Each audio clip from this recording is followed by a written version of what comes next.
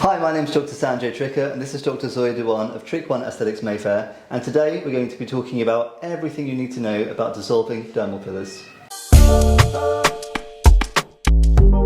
Okay, so firstly, you need to be able to explain why you want your filler dissolved. So, of course, there's the emergency situations, which we're going to discuss at the end of the video, but for some people, it's about don't quite like the way the filler is looking, it doesn't look natural enough, or there might be a bit of migration, there might be some lumps, some bumps, or just a small area that you don't quite like.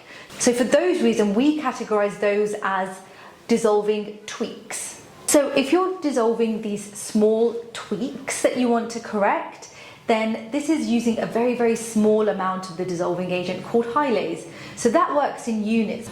Just for some context, when you're using Hylaze in an emergency situation, we can use up to 4,500 units 3 to 4 times to dissolve. However, for these tweaks, we rarely use more than maybe 30 to 100 units of the dissolving agent. So there's a big difference. So first half of this video is going to be talking about these tweaks. So now we know why you might want to get it dissolved. The next important thing is we need to be aware what was placed in the area initially. Now, not all injectable treatments are going to be hyaluronic acid dermal fillers. I'll give you an example. We had a patient who came to see us a couple of years ago. Now, this individual was a first-time patient and they just come to see us because they were unhappy with how their face looked. Digging into this a bit deeper, basically they went to Thailand previously and they'd had some sort of injectable treatments done about 4 months before, and since then they haven't liked how they've looked. What was this treatment? What was injected in them? What's the actual thing that's giving the support and structure?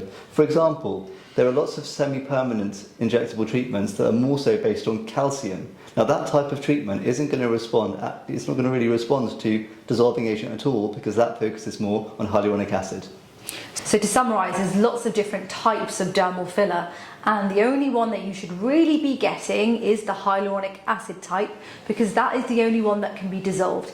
The other types like calcium hydroxyapatite or other branches of different more semi-permanent fillers cannot be dissolved using the Hylaze agent. And this is one of the reasons why hyaluronic acid dermal fillers are so popular, because they are so easy to dissolve. Okay, so next you know exactly why you want this dissolved, and so do we. So for a small tweak like migration or a lump or a bump or something, and we know that you have had hyaluronic acid based dermal filler treatment as well. So now we can move on to the actual treatment.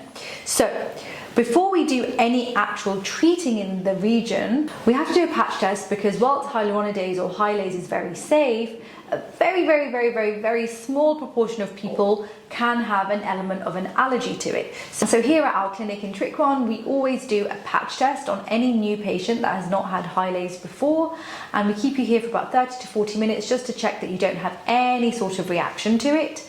The kind of reaction we're looking for is like itching, hives, etc. And if that is the case, then you're not a candidate for Hylaze. But if that's not the case, then we can proceed with the procedure. Whenever I tell a patient a patch test is done on their arm, they immediately think of a horrible blood test and how painful that is. Oh yeah, it's this not is like completely different. This is a tiny scratch you will barely feel. Yeah. The type of experience is more like, oh, is that it? Was it done? Oh, I didn't even feel it. Okay, yeah, cool. It's even less than getting your eyebrow plucked. It's like just a tiny, boop, oh, all done. And then you sit downstairs, have a coffee, chill with our nice reception staff. That's it. So Sanjay, do you often get this question with your patients as well, about how when they're doing their research online, they're really scared about the Hylaze or the dissolving agent melting their face off? Yeah, I mean, I think, like you mentioned before, it comes down to what people are reading online. Now, when you read online, maybe people are talking about cases where it's a medical emergency, they're pumping in 4,500 units again and again and again with a purpose of unblocking an artery that's been filled. Obviously in those cases the doses are so much higher, the side effects and all this is going to be a little bit worse. Yeah, so we're going to talk about those in a moment. But for tweaks it's... Yeah, I mean for a little tweak, really the game we play is we want to put in as little as possible, which is just going to address the issue. And that's it. So the whole process is actually quite smooth. It is, and so what you're then going to expect over the coming couple of weeks is, for the first few days, a bit of swelling, just like you've had any other treatment done, and then the area will start sort of subsiding in terms of the swelling, and you will notice that the skin in the area sort of looks a little bit more dehydrated than it originally does, but that bounces back within a few days. So it's not a permanent issue, because the hyaluronidase, or the hyalase that we're using, it's an enzyme, and that is breaking down hyaluronic acid. We have natural hyaluronic acid in our own skin. So this dissolving agent cannot differentiate between the filler hyaluronic acid and your own hyaluronic acid that we have in our skin.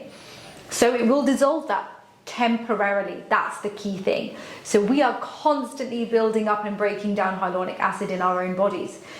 So when you apply the dissolving agent, it will temporarily dissolve some of your own hyaluronic acid, but that literally bounces back within a few days.